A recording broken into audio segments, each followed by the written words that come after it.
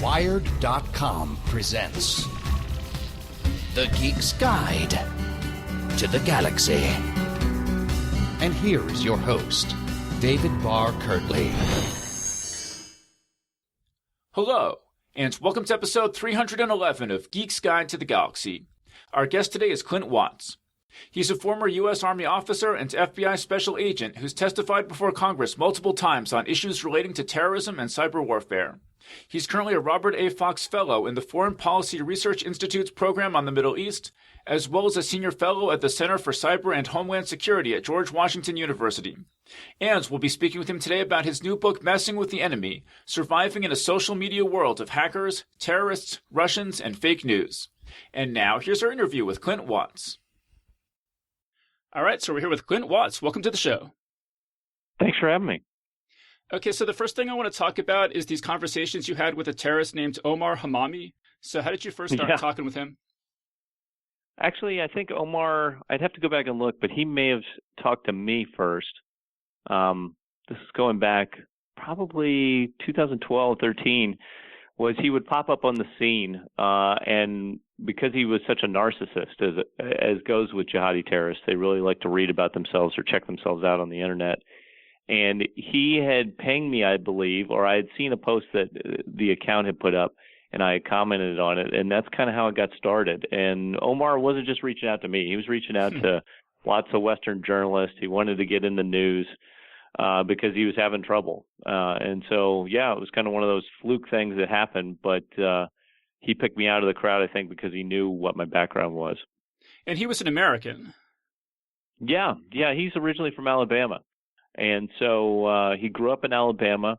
He originally was just adherent to Islam and was, curious about the religion, was trying to be very strict in his practice. And he slowly got further and further in line with sort of Al-Qaeda's message. This is after 9/11. And so from there, he went to Toronto, Canada, actually, and lived in a Muslim community, a lot of Somalis around. Then from there, he went to Egypt, and he was studying the Quran. He went to Islamic school and was trying to get more in tune with his faith in Cairo.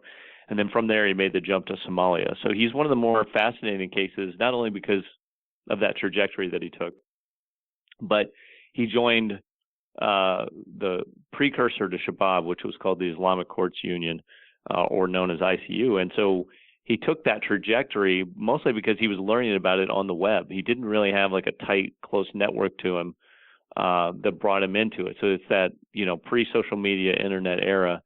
And then when he got to, Somalia, he integrated into that group, which wasn't necessarily an Al-Qaeda affiliate at the time. And that ICU really then later became Al-Shabaab. And that's really when, he was fully ingrained in a terrorist network until he was on the outs with the group. Well, you mentioned that he was really narcissistic, and that's something I guess I hadn't really appreciated until I read your book, was how many of these guys were motivated that they wanted to be social media stars. It was like this was as close as they could get to being Justin Bieber or something. Yeah, and that's a difference, I think, if on average between Westerners and a lot of times the more typical terrorists that people think about that might come from the Middle East or North Africa, is that they came to it or became aware of it either because of the internet or increasingly through social media as it came online. And so part of jihadi sort of culture is you want to be a martyr for your faith. And the best way to, do that is to get on social media, really. Over time, if you can advertise for yourself, it makes you a bigger hero. And from the terrorist group perspective, on average, they like that because it really broadcasts the brand internationally, and it creates people that can rally further recruits. I think that's always been one of the big things, even going back to the days of suicide bombers, was if you didn't have a martyrdom video about the suicide bomber, then why would anyone would want to be a suicide bomber? Like part of it, the achievement of dying for your cause is also the notoriety in your family, your community of dying for your cause. And so for these guys, it was very important for a lot of them, particularly the Europeans and Americans in these groups, to broadcast what they were doing, that they had taken the step to be there. And that's because they had watched this in large part on social media. Yeah, and then another thing that I never really knew before is, after 9/11, you would hear all this stuff about Osama bin Laden's videos, and you say that actually they were really boring. Oh, they're miserably boring, at least from my perspective. But if you watch his interviews, he was good for a 1990s interview, meaning that he was engaging and he talked the talk and he was emblematic. But from a young recruitment perspective, his videos were stale, compared to what we see today from like the Islamic State's propaganda machine. So when you watch him, you're like, wow, this is an older man talking about theology. It'd be like a preacher, in an American context. And it would go on for a really extended period. So I just increasingly came to the belief that when the social media era hit, no one really has the time to sit down and watch 30 minutes or 40 minutes. They also, if you're going to recruit internationally, like international foreign fighters, you have to talk in their language. Bin Laden was more of a purist. It's very different from the Islamic State, where he wanted to talk in Arabic and only Arabic because that was the language of the Quran, whereas the Islamic State started translating everything into multiple languages or subtitling so that the world could get involved in it. They could draw from new audiences. So it doesn't surprise me in social media, with attention spans getting shorter, social media coming on, you can't really upload 40-minute clips or, expect people to watch them. And so really his sort of medium, which he triumphed, which was television, really was, hurting him over time. It was hard for him to connect with the younger audience. Right. And so then you mentioned that this guy, Omar, is reaching out to you and other Western experts. And then what was your goal in talking to him? What were you trying to accomplish? Yeah, so I was in a debate at first. I was like, should I do this or not? I know this person to be a terrorist. On the other side, I know he's on the most wanted list, or was coming up on the most wanted list. He was notorious on YouTube. And so I debated about it. And I had watched a lot of other academics sort of talk about, well, maybe we can turn his thinking and make him realize he made a bad choice. And I just never believed that, at all. It's very hard over Twitter. Remember, this is 2011 to 14, when this countering violent extremism, maybe we can help these poor souls out, sort of talk was very big. And I just didn't buy into it. I didn't think that this long distance medium actually was something where you could bring people to your view.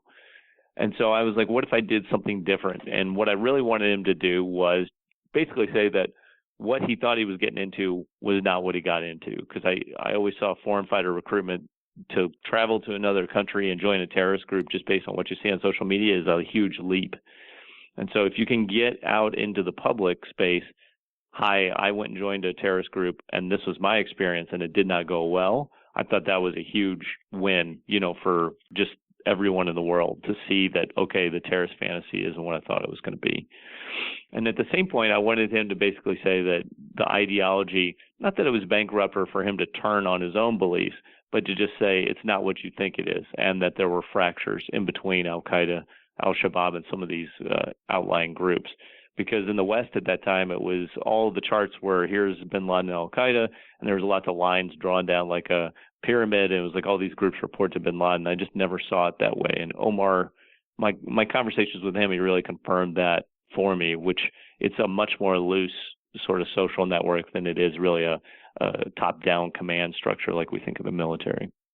I heard you say, I think, that if you join one of these terrorist groups, that your odds of being killed by a fellow terrorist are much higher than your odds of being killed by the American military or some other force like that? Yeah, I think if you're a Westerner, that's definitely the case. In large part that, one, they can just send you off to be a suicide bomber. If you're a pain to the group, that can always be the case. The other thing is when these groups fall on hard times, so whether it's the Islamic State post-peak or Shabab post-peak, when they're on the retreat, these fractures always, emerge. And the fractures generally come down to local tribal folks that are in these organizations versus the foreign fighters, that have come and joined. Because the foreign fighters are in it for this ideological vision, whereas the local fighters that come to these groups are more in it for their family, their friends, their tribe, their turf, their own well-being. And so those incentives are misaligned. And, as these fractures break out, I think pretty consistently you can see with these terrorist groups when it waxes and wanes. Once it goes to the wane, then you start to see this infighting. You're just as likely particularly in Africa, I think, to be chewed up by one of your own fellow fighters as you are to some counterterrorism force that's out there.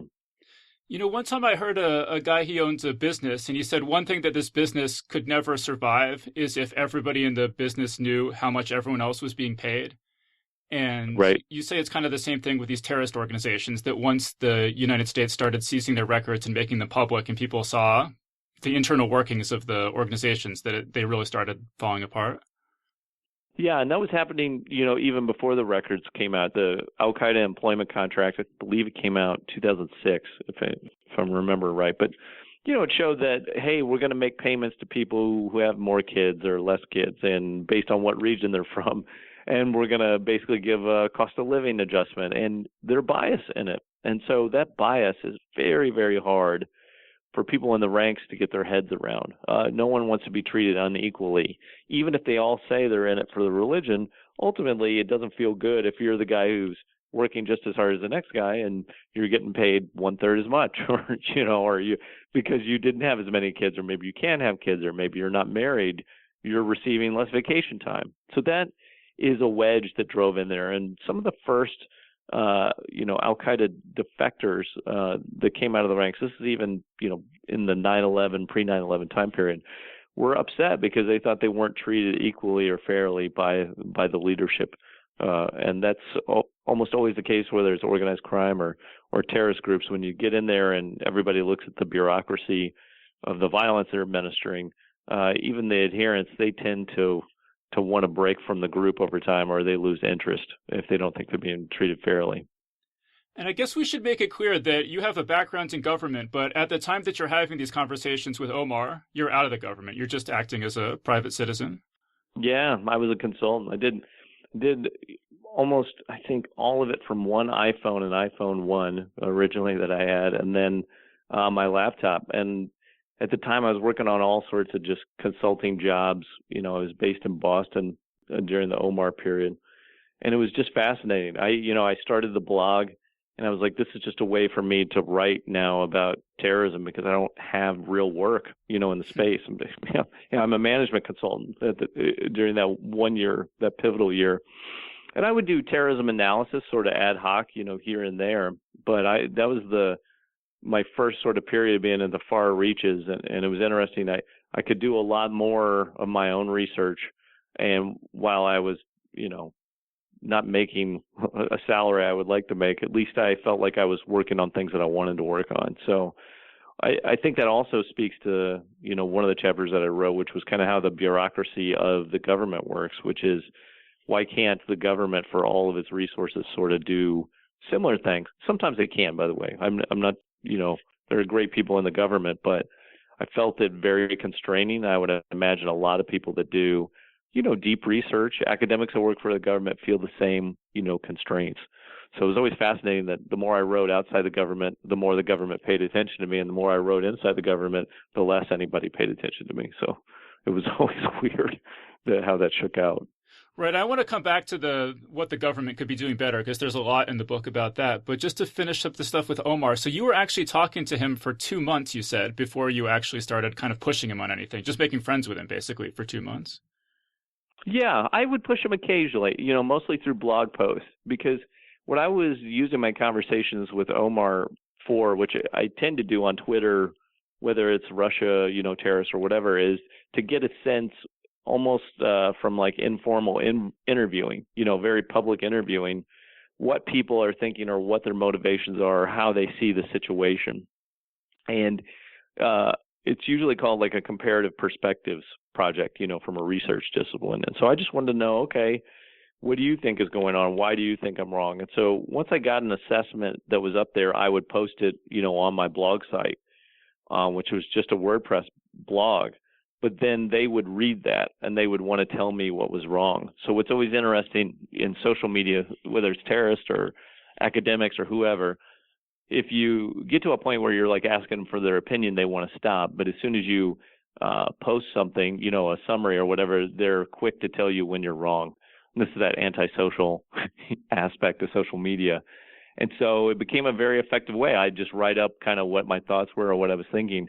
and they would come right back to me, with their take on it in an open way as well, which meant other people could join in. So it was rewarding, and it really led to, after Omar was kind of out of the picture, understanding how the Islamic State was going to overtake Al Qaeda, and really informed my thinking on that.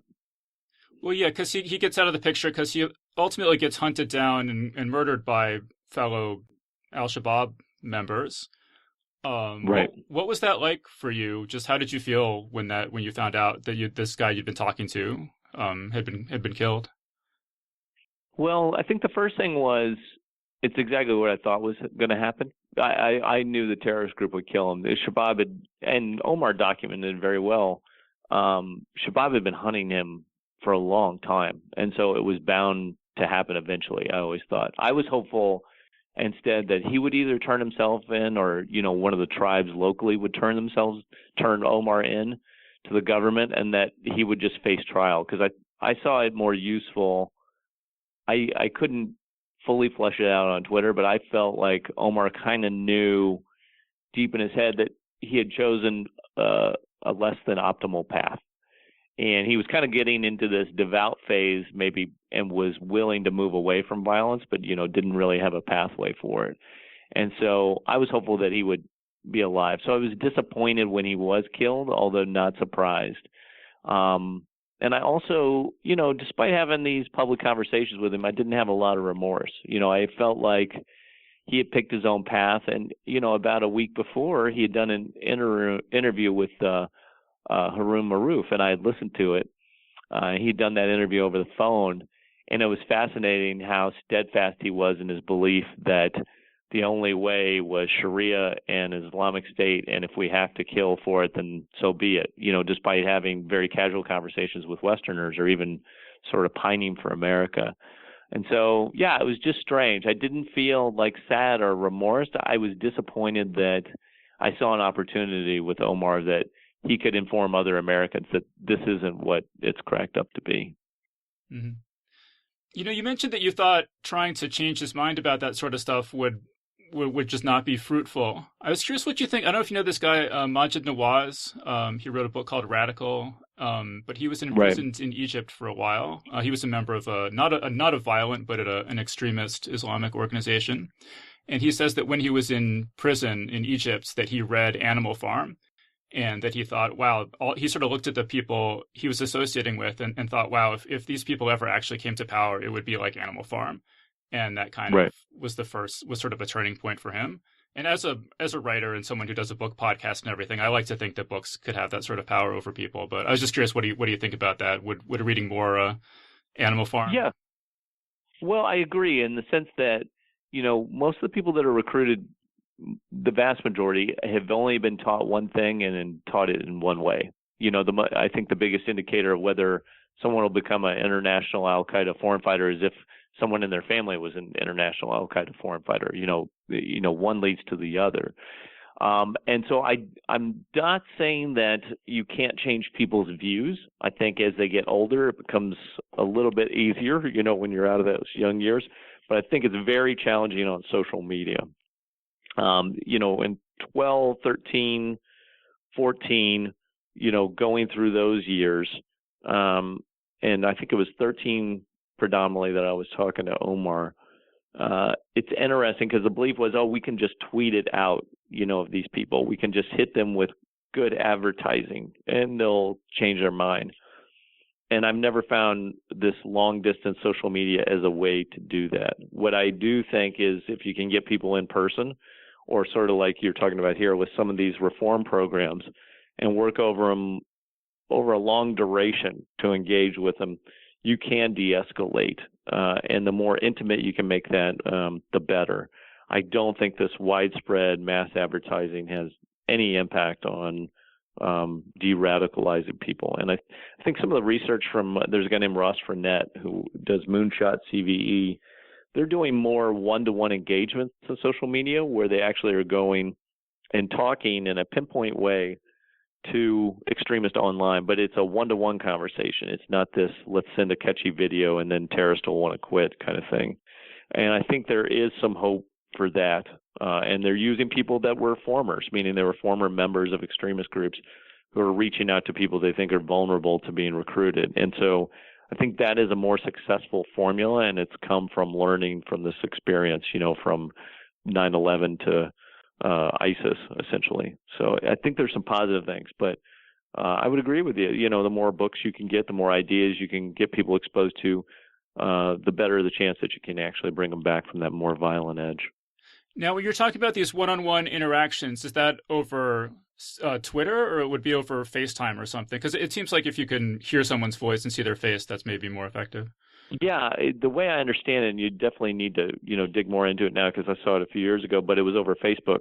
So it was, sending people direct requests to have a talk with them, on a directed one-to-one basis. And I think that's much more fruitful. And then it would expand, if you got the communication going, then you move on to, FaceTime or even in-person meetings. And I think that's the most effective way, which is to use social media as a bridge to get to the real world, not as one or the other. Right. So you have all this experience working with these sort of Islamic radicals, and then you become aware, or you become more aware of these seeming Russian agents operating right. on social media. Could you talk about how did that sort of first come to your attention?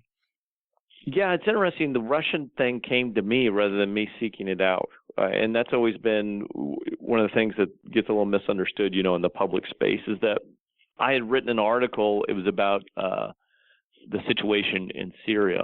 And when I had written that article, and it was at Foreign Affairs, I started getting trolled pretty heavily with the accusations. And generally accusations were Clint Watts an Al-Qaeda supporter, he's an ISIS supporter, he backs violence. You can actually go check my Wikipedia page, and the same conspiracy is still there to this day.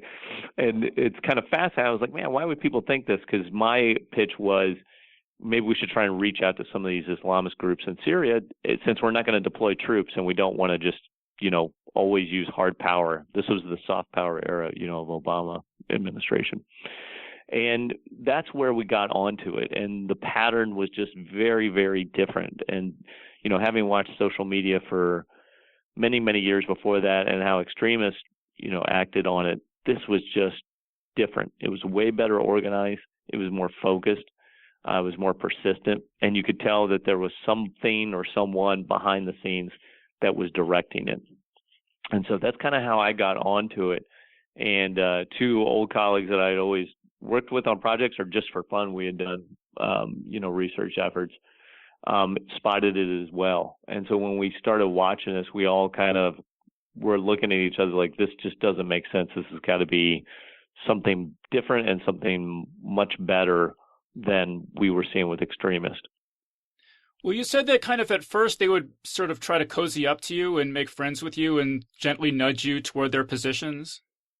Yeah, there's a couple, I always use the 3 H's. The hecklers, which are just, usually people call them trolls, which are just trying to oppose you, in your opinion, and trying to push you. And the idea isn't necessarily to change your mind. I think this is the smartness of the Russians. They're not trying to change your mind. They're just trying to get you to quit talking. They want the user experience to be so miserable that you will walk away, from the platform. And it works a lot of times, and they're not the only ones that do that. There's lots of activist groups that use similar approaches. The honeypot situation was different. It was people, we would see the attractive-looking, women out there, but these were more political partisans who wanted to buddy up to you and create a one-to-one relationship. And the goal was to influence or hack. So it can happen a couple different ways. One, hey, I want to talk to you about what's going on in country X, or can you believe this news story? Or, hey, I want to send you some, information that's only you and I will know about, and then send a link, and that opens the door, for hacking. And that's the third H, which is the hackers behind it. So, yeah, I had been approached. I had seen people be approached as well. I had also received direct message requests. Then if you followed them, they would try and engage you in dialogue, and they would also try and bring in other people into that conversation that they thought you would like.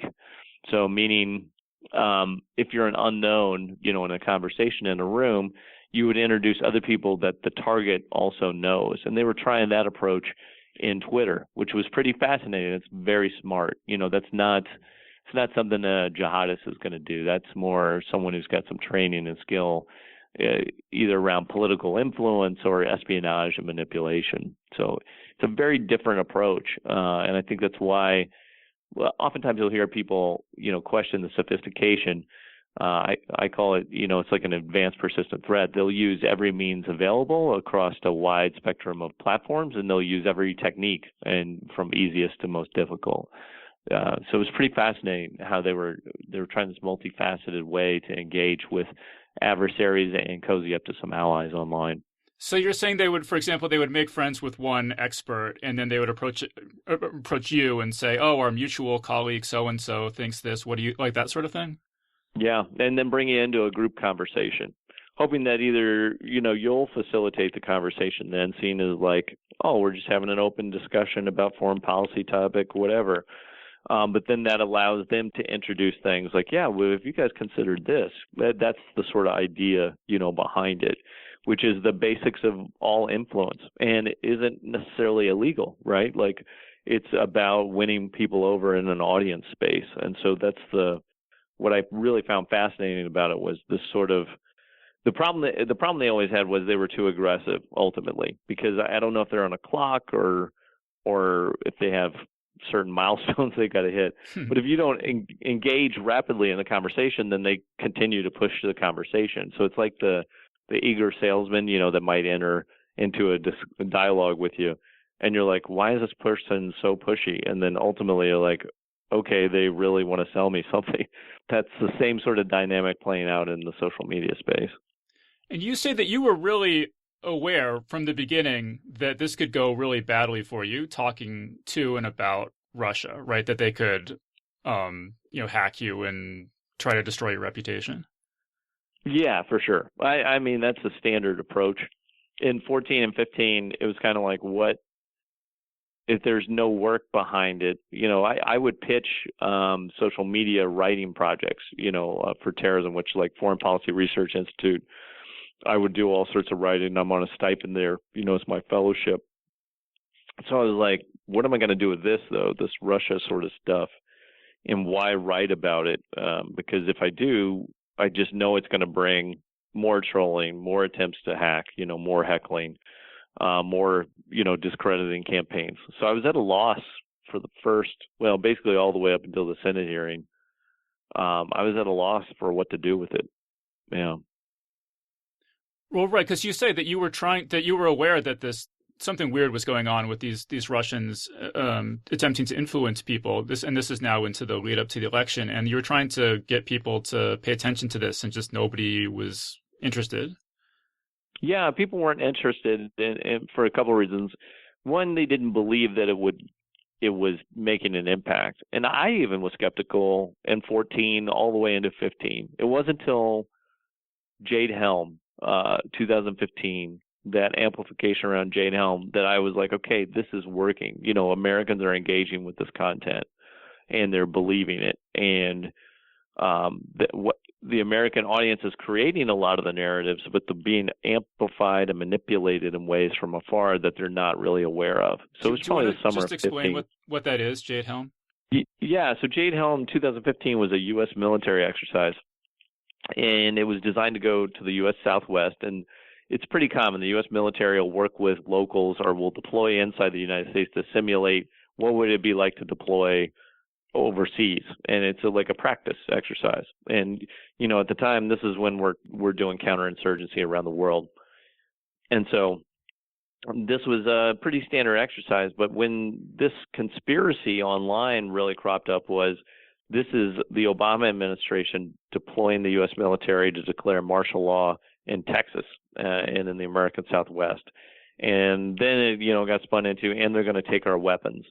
And it was so successful, this conspiracy, that the Texas governor deployed observers basically to make sure that there was not going to be some martial law declared. And there were actual press conferences where U.S. military people have to come out and say, this is what the exercise is, this is what we're doing. And protesters would show up very much believing this.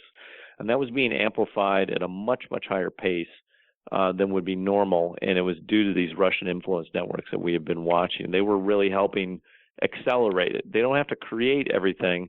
It's more like putting gasoline on the fire. They can really build it into a storm such that a lot more people engage with the conspiracy. That was the first time I really started to question, change the question from, is this being effective, to how damaging is this to America? And I started getting really concerned about it. And that was an Alex Jones thing, right? That sounds like his sort of thing. Yeah, Alex Jones was definitely talking about it, but he wasn't the only one. I mean, social media, particularly in the more anonymous platforms like 4chan or Reddit, were really blowing this out. And it was the first time I saw that sort of information contagion take hold and cause a physical behavior change in the states. And so that's something I was very concerned about. And then it became more, I don't know, it seemed more important to me to try and focus on how do I get this into some sort of research effort or into the, public space, or start talking about it in a more organized way. It's funny. I lived in Austin just out of college, and I used to watch Alex Jones. He was on public access TV there. I would just watch him for laughs because I thought he was such a clown, And right. even good theater. Yeah, and even back then, he was talking about how the government was about to come seize everyone's gun, and this was back in 2001. So I'm kind of like, I don't know. I know seizing everyone's guns is a big job. You got to come up with a plan and everything, but like, what is taking them so long? I mean, it's been 17 years. You'd think that they would have could pick up the pace a little bit. That's one of the most important things with conspiracies. Actually, if you're refuting them, is to ask them when, and to put a specific time on it. That way you can actually refute it when it doesn't happen. And that's, classic with a lot of the, end of days sort of conspiracies as well. One way to refute is to be like, okay, when is the end of days coming? If they can't pinpoint it, then that gives you a little bit of leverage to push back on it. And I think with a lot of these conspiracies we see now, it's a good strategy to sort of employ in a very public way. Yeah. I want to mention some things in your book that I didn't know about in terms of this Russian campaign. So you had Russian agents organizing a Stop the Islamization of Texas and a Save Islamic Knowledge meetings at the same time and place, I guess hoping for an actual physical confrontation between the factions they were stirring up. That's right. What the Russian information influence system really understands is combining the real world and the virtual world. And whereas in the U.S., we always kind of look at them as somewhat separate. We'll be like, we want to launch a big social media campaign, let's do it. And it doesn't always take off because we're like, well, there's nothing really to this, right? It's just a bunch of ads. What Russia is very good at doing is creating the provocation they need to advance the narrative they want. And so they successfully do that and have done it by playing both sides, which means if you want a rally that looks really contentious in the middle of Texas and it's a hotbed issue, like Islam or immigration or race issues, then if it's not already there, you create it. And so they were very smart to try and create these provocations. And one of the key things they wanted was photographs. So they'd even reach out to people that were participating and be like, hey, not only do we want you to go, please take pictures, so that we can put it up on social media. And so they've done this, they actually pulled it off in the United States, which I think when I hear the people that are naysayers about Russian influence, I'm like, do you realize they staged real world events in the United States, leading up to the election based on race, religion, these very divisive topics. But not only did they do that, I think they're even more successful in Europe in getting that going. And I always like to talk about Montenegro because I think that's a fascinating example of the closer you get to Moscow, the more aggressive they are and the more of these provocations they use with even deliberate agents. The people in Texas, were unwitting. They didn't really know where this group came from or why they were showing up or who was behind it. But, overseas in Europe, they actually do much more of this with actual directed agents, who create these incidents. And so, you don't want to just report on the news. You want to be the news. You want to create the news. And it's very hard then to refute that there isn't something there whenever this provocation has been created.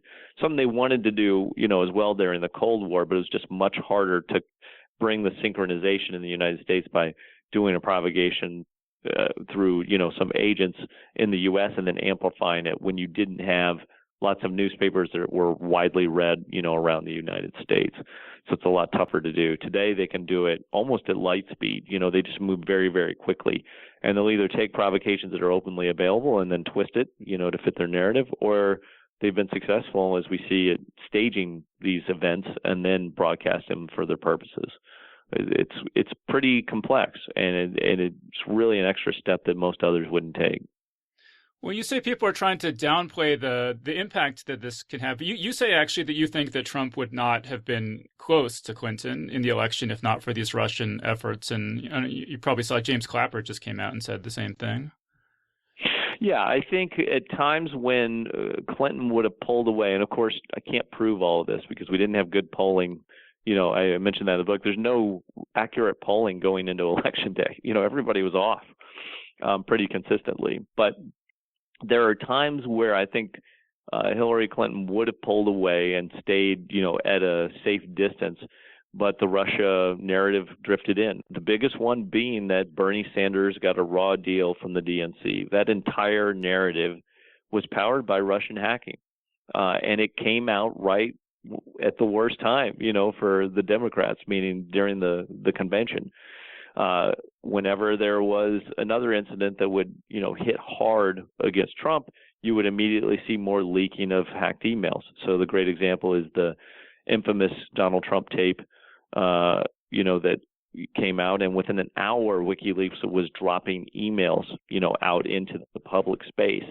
And this would divert the narrative. So while all of those things could still hurt Trump, it didn't hurt him as badly because there was such distraction towards another story, which was always about some version of emails or hacking. And so I think they kept him close. At the same point, I don't think on Election Day they were the only reason Trump won. I think the Comey letter is a huge factor in that. If you look a week before, Clinton was still ahead, by a pretty decent margin. And so to pull out that, to inject that Comey letter in there was probably the last thing that really pushed him, over the finish line. I think it's hard to argue anything else. But I think the significant point is that Russia did help keep him there. The campaign utilized a lot of what Russia created in terms of the narrative around Bernie Sanders, the DNC leak, but also in terms of voter fraud and election rigging. That was, they amplified and rebroadcast that into the U.S. information space in a heavy volume, and that probably disenfranchised a lot of voters as well. Yeah, and Trump's behavior through this has just been weird. It's been really, really weird. And the thing I keep thinking about is... Makes no sense. I read a book years ago by Vincent Bugliosi, and it was about the O.J. Simpson trial. And he said that he could have gotten a conviction just on the basis of O.J. Simpson's initial police interrogation, where they told him that his wife had been killed. And he sort of said, oh, that's horrible. And he didn't ask what the circumstances were. And he says, any innocent person, that's the first thing they would say is, what actually happened, because they wouldn't know. And I feel like it's the same thing with Trump when they come in and tell him about this Russian hacking. And he doesn't say anything about how do we stop this. Like, as far as I know to this day, he still has never said anything about how do we stop this, right, or done anything. It's just so bizarre. Yeah, it's unprecedented for a president, regardless of party. It's also weird that he could have just set it aside, the election, and then moved in a very responsible way to say we need to deal with this Russia thing. And I think as a country, we would be much more like settled with this whole thing. Yeah, it just would not be riling this up and twisting this up in the same way that it is right now. And this is the first example I can see of where a president, once they were elected, did not, move to bring the country together, but instead looked to further divide it, which is fascinating. I think that's what, in the history books, assume we have them for the U.S. as a country in 50 years, that will be the look back. It's like, why didn't this president, once elected, move to bring everyone together? I think the first 44, I would imagine, would have tried to do that. And it's really weird that hasn't happened yet. And you say even that, didn't Congress allocate $60 million or something to fight the Russian interference? And yes. They haven't even spent it. It may be, I wrote that section, late last year, so it may even be more now. I know the State Department has finally sent out some first requests for ideas and funding, which is great. But it's just way too slow. It was Senator Portman, a Republican, in 2016. It was actually their office that I actually had my first dialogue with before the election, on Russia influence, because I'd written up some articles at that point. And what on earth took 2 years to get this going when this is, imagine if we waited 2 years after 9/11 to get going on counterterrorism. And while, people didn't die in the same way, I think ultimately we might see an equivalent impact on our country and its well-being, from this. So it's just strange that it took that long and that it's still not really turning. And more importantly, I think we don't see a real strategy for how to combat Russian, influence. We've seen sanctions, which I think are good. We've seen some actions be taken almost by force, forced on the president, and he's agreed to it. But there should be like a national strategy to, combat Russian influence and the aggression of Putin, and it has just not happened. We've had other strategies. We talk about the opioid crisis. We've talked about Afghanistan for the umpteenth time, but we have not directed much effort at all right to what just hit us in the face. But you say that when the U.S., we'll come back now to the U.S. government's actions, you say that even when they do spend money, that they suck at this. You say America sucks at information warfare, absolutely sucks. Yeah, we just can't let ourselves, move forward. And it has to do kind of like I talk about the messenger and method, problem, which is we don't really have a message that we know we want to push back with.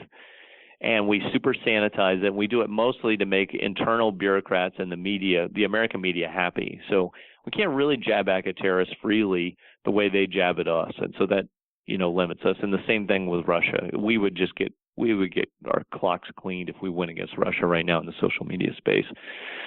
The second part of it is really who's the messenger for it. President Trump is the most effective Twitter, fighter maybe that'll ever be. And yet he's allowed in his personal Twitter account to do that sort of fighting. But our, social media operators are not allowed to do that in service to our country. That's got to change. We have to loosen it up a little bit. I don't think they should behave like the president, but we have to give them the ability to answer back in real time and to push real conversation and dialogue. And there'll be some failures in it, but I think we'll find more successes. I think the other part is the apparatus by which we do it, and that's the method part. It doesn't need to be this, let's all come together, whole of government, consensus building, kumbaya, we all want to say democracy is great, back to terrorists, send the tweet. That's kind of how we've gone about it, very much fearful. And to win on the social media battlefield, you cannot fight scared. And that's what I'm still waiting for someone to crack in the U.S. government, and it may never happen, which is, are we going to let our people fight? I would tell people that are interested in this to look at the Russian embassy in the UK and South Africa, their Twitter accounts. They come out fighting. They try and be funny. They're personable, and they make jabs. That's a great example of how we just would never let our accounts and our people do that. You kind of suggest, though, in the book that you can do a better job outside the government fighting this kind of stuff than you could from inside, and that just individual citizens need to get involved in this. Yeah, I think the answer from the United States, if we're not going to let our government relax and sort of pursue this in a deliberate way and support them even, in minor setbacks, then it's going to have to follow the civil society. It'll be democracies. So it could be advocacy groups, pro-democracy groups. I think some of the journalistic, efforts that are out there are effective in doing this. And it's just citizens, standing up for their own country. And there's been some of this. We've seen some of this since the election, but it's just not enough because it's kind of just swarming, and there's no real advocate sort of pushing it forward. There needs to be the physical leadership to help push that forward. I think Americans have this tendency to always look back at the U.S. government and go, how are we going to do this? You should do this, kind of thing. And in this case, I think if democracies are going to win, it's going to have to be civil society that stands up for itself. You mentioned 3 proposals in the book that might improve things. You say there should be a virtual nutrition label for news outlets so you can know how reliable it is. You recommend people use the Moment app so they can be aware of how much time they're spending on social media and maybe curb that if it's too much. And you said younger people have gotten on Snapchat because it's the things get deleted after 24 hours, and it's not making yourself so vulnerable to someone digging through your whole history and finding stuff to use against you. Yeah, I think there are lessons to be learned out there. It's not all bad. And, I don't, hopefully it came through in the book, I don't want to just sit and yell at social media companies because I don't think that's fair either. They made platforms that everybody loves to spend lots of time on. So, it's not their fault to try and design a product which you want to use. That's what products are for. That's how businesses run. I think it's about, personal responsibility and how can you help the consumer make better decisions. And that's ultimately, I guess what I'm looking for is if the consumer is going to use social media, help them have personal responsibility in their consumption. So the app, Adam Alter's book, on Irresistible, I thought it was good about discussing ways to help you understand what you're doing, on the platform.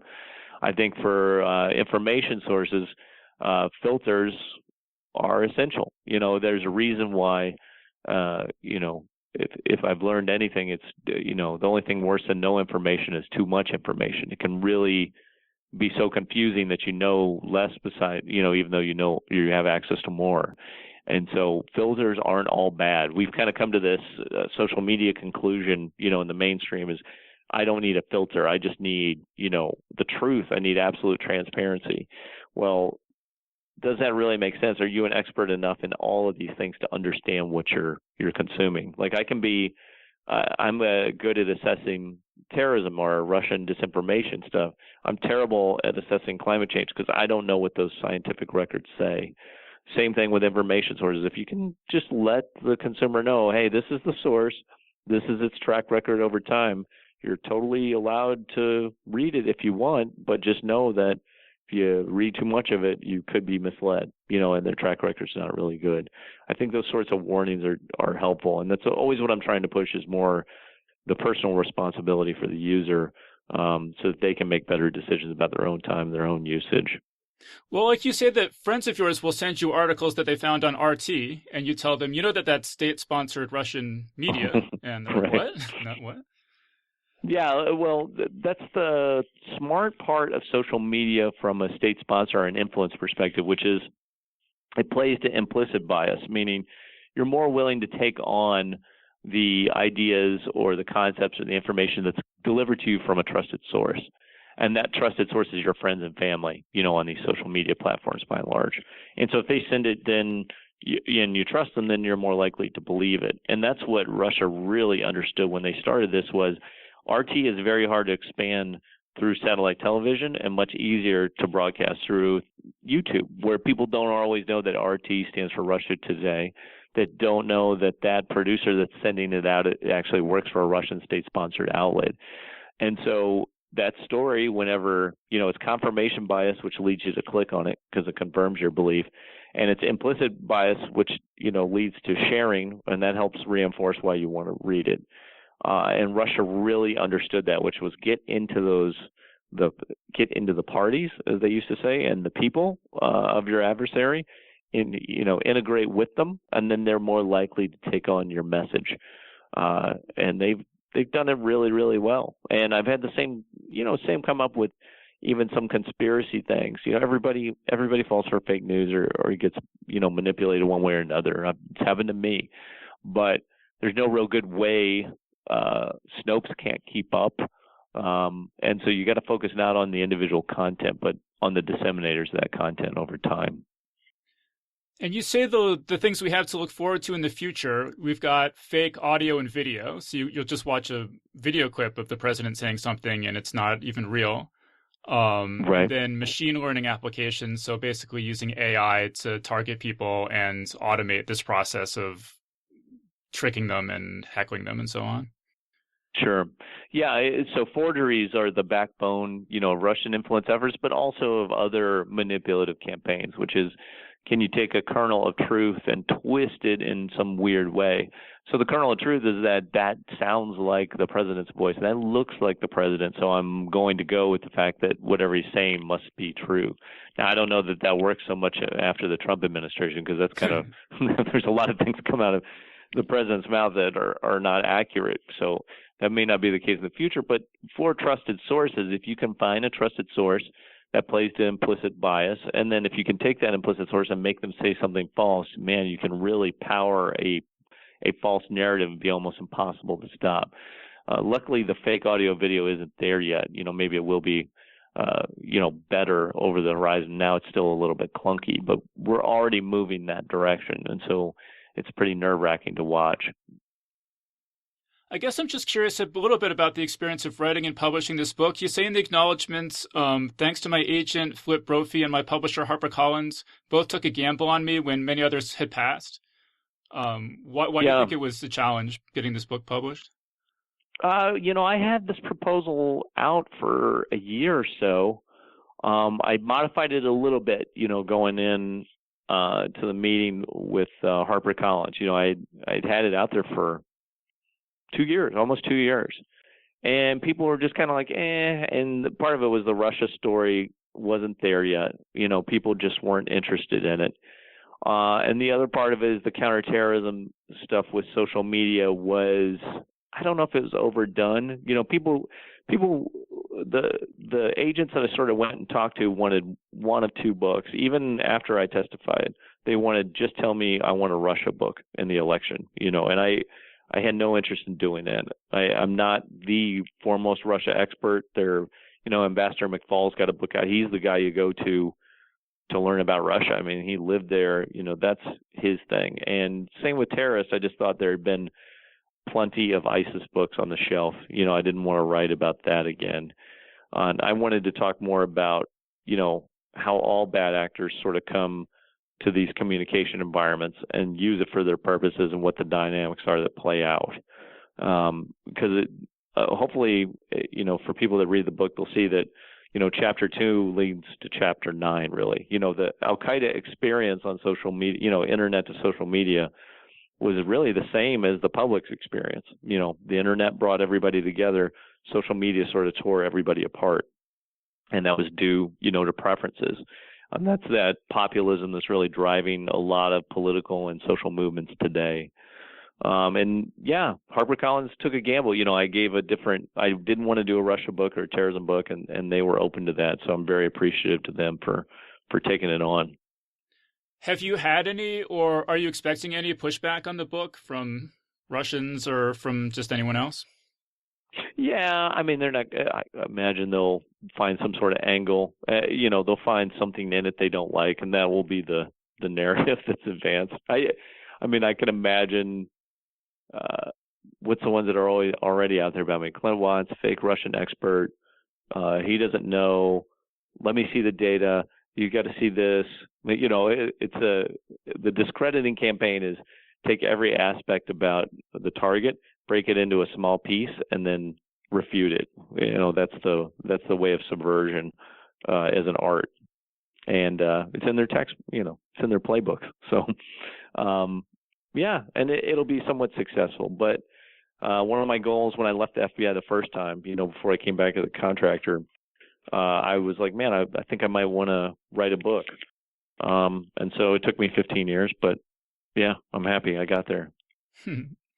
I thought this was really good. You say when you're arguing with people online, you should ask them under what circumstances would you admit you were wrong and what evidence would convince you otherwise? Right. This is a classic, by the way, of all intelligence analysis instruction in the U.S. government, like if you go through it. And if you're a good intelligence manager, you want to make sure that your analysts are considering other possibilities. So I still use this in my work today, whatever I'm doing, or even in conversations.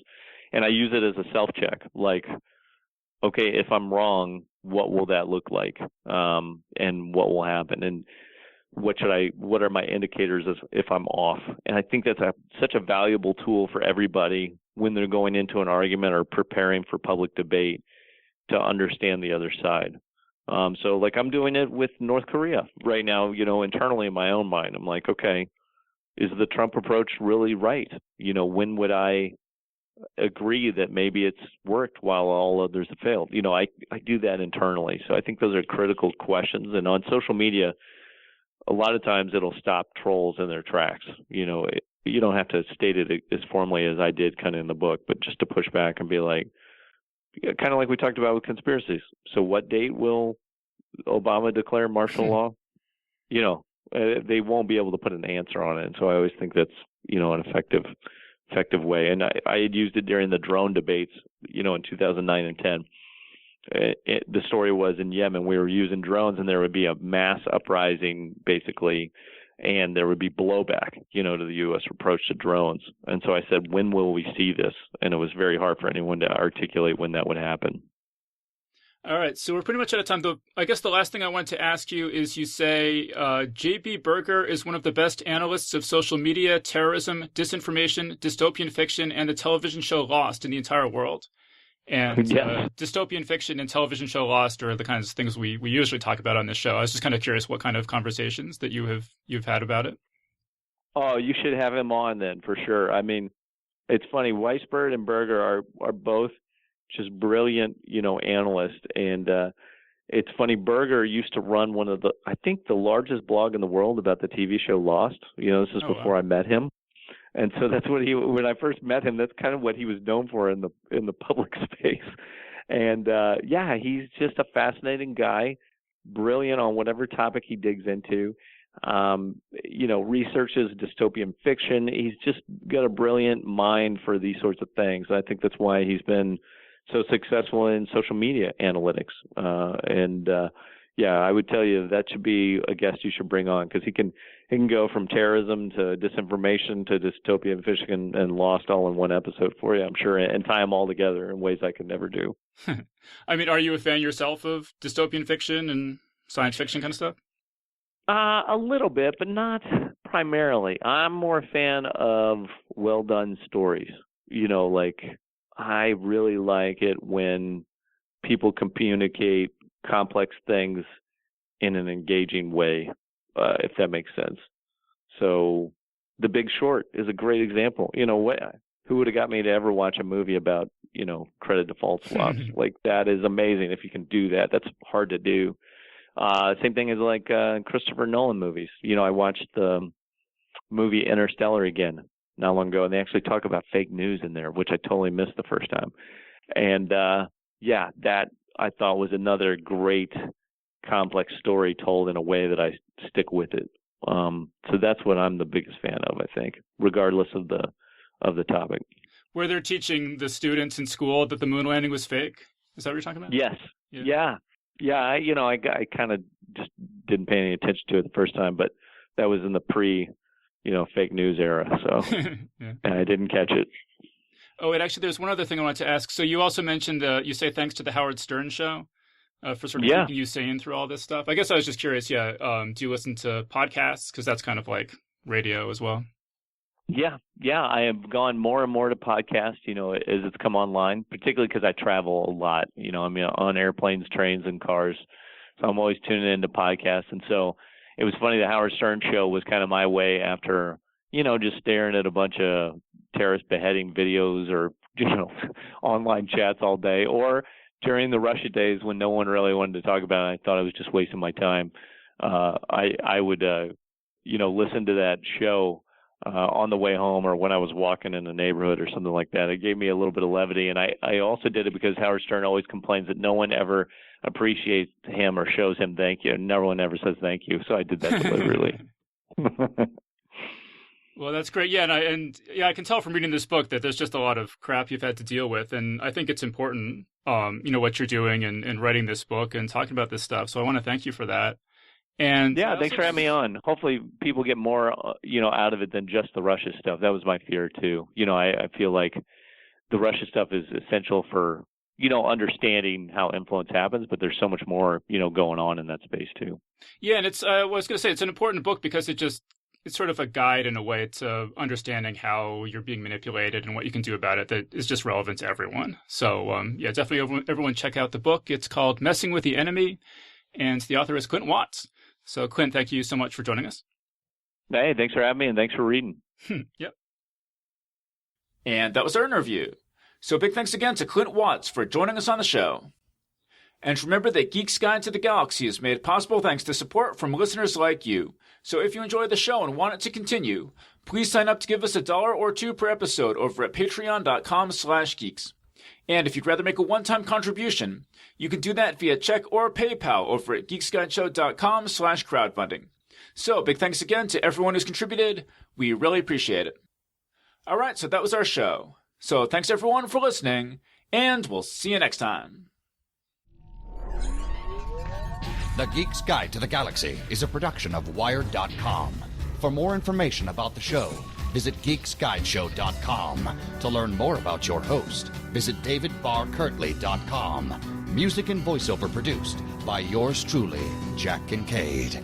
If you enjoyed this program, tell your friends. If you didn't enjoy it, tell no one. Thank you for listening.